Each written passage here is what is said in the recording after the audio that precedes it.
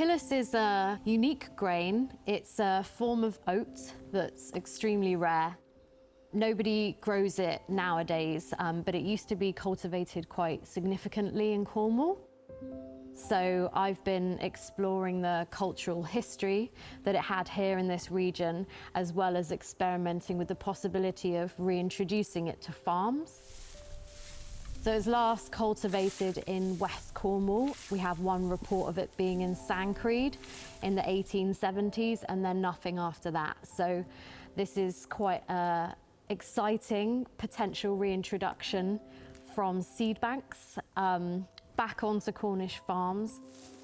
I've been working with a few different farmers to see whether it has value today and it can be reintegrated into the Cornish agricultural landscape.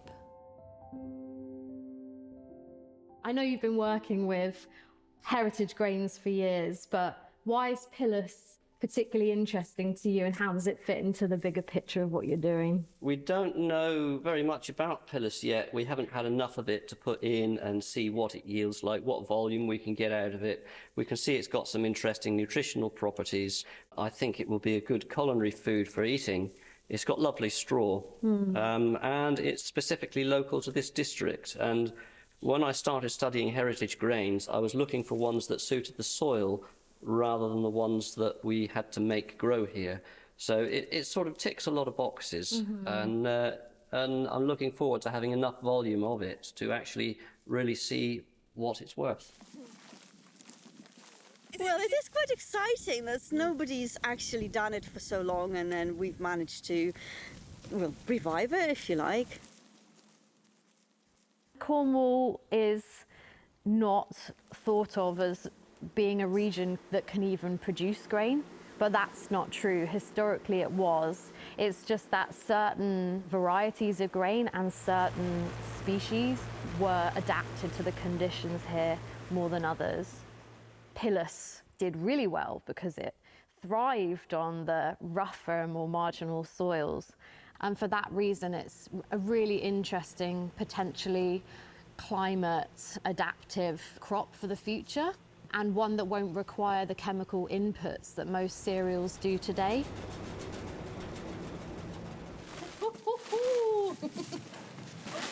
Amazing. What do you think that is? Oh, 11 kilos. Yeah, we were right. Nearly 12. Nearly 12, yeah. How much do you think we can sow next year? Well, being the seeds are so small and they're so vigorous, they cover quite a large area with one individual seed. So I would have thought this may cover approximately 1 acre if we can spread it over that area. This is beyond what I could ever have imagined. I started out with essentially no more than a handful of seed. It's making me feel very happy and a bit emotional, if I'm honest.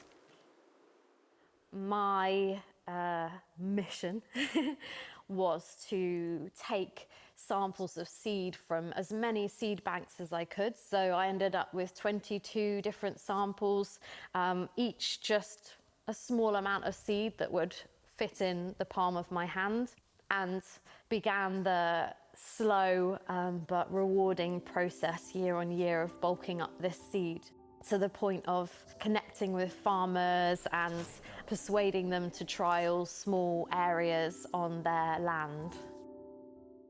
I initially was funded to look at local crops in Latin America, and because of COVID I couldn't travel, so I had to pivot to something local, and that was an amazing blessing in disguise, because it forced me to look much closer around me and to realise that right here on my doorstep was the exact same issues: loss of cultural knowledge, loss of local agricultural, local crop varieties.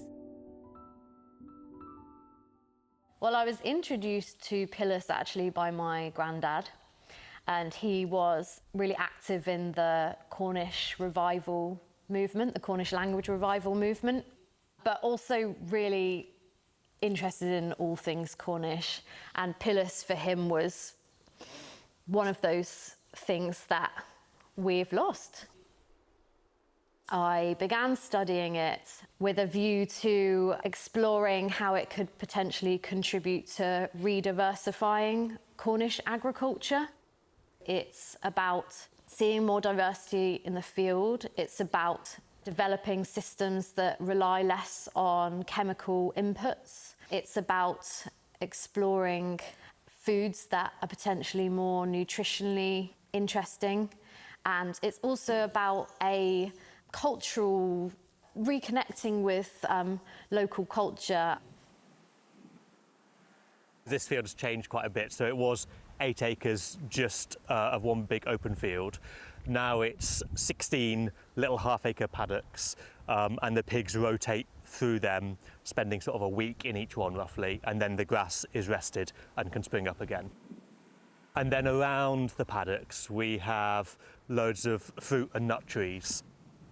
This is the Pillas, and yeah, it's sort of the first, this round of growing Pillas that Harry's been working on. It's kind of the first time Pillas has been grown for like 150 years properly in Cornwall. So yeah, quite an exciting project to be part of. William Belays, I think it was, who wrote about all sorts of aspects of sort of Cornish life, but especially rural things. In the Victorian times, I think he was, his chapter on Pillas says that they're sort of the best feed for pigs. Pillas was really important to farmers in the past because it's a naked oat, and regular oats have a hardened hull. You have to take them to the mill to dehull them to eat them, but Pillas you could thresh at home, meaning that it wouldn't travel particularly far to the consumer, but also meaning that the farm themselves could profit more from it. It's a really small seeded grain, so it can't compete in yield with modern grain varieties. But when it has these other advantages, as well as a really beautiful hay-like straw with interesting nutritional content, that makes it something that a farmer might like to consider growing.